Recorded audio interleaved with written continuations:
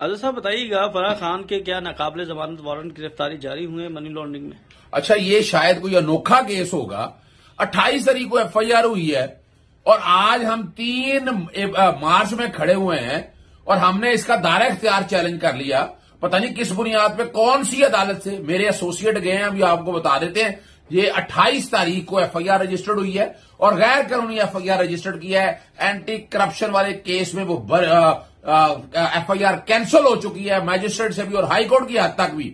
اور ابھی میرے ایسوسیٹ جو ہیں وہ میں نے ان کے ذمہ ڈیوٹی لگایا کہ کہا جا رہا ہے اسپیشل جج سینٹرل کے پاس جائیں، ابھی آپ کو بتائیں گے وہاں پر متعلقہ میجسٹریٹ سے۔ اور اینٹی منی لانڈرنگ ایکٹ کا جو کیس ہے نا، وہ اسپیشل جج سینٹرل کے پاس تو جاتا ہی نہیں ہے، وہ تو سیشن جج کے پاس جانا ہے۔ عرفان صاحب بتائیے گا کیا پتا کر کے آئے ہیں؟ میں گیا تھا سینٹرل اسپیشل جج کی کورٹ میں، وہاں اینٹی منی لانڈرنگ ایکٹ کے تحت انہوں نے کہا کوئی وارنٹ نہیں نکالے اور نہ ہی ہمارے پاس اس کی اختیار سماعت ہے۔ اس کا اختیار سماعت ایڈیشنل سیشن جج 1 غلام رسول صاحب کے پاس ہے، وہاں سے بھی ہم نے کنفرم کیا، انہوں نے بھی کوئی وارنٹ آج کی ڈیٹ میں نہیں نکالے۔ یہ بظاہر تو یہی لگ رہا ہے کہ یہ خبر جھوٹ چل رہی ہے اور یہ حقائق کے منافی خبر ہے۔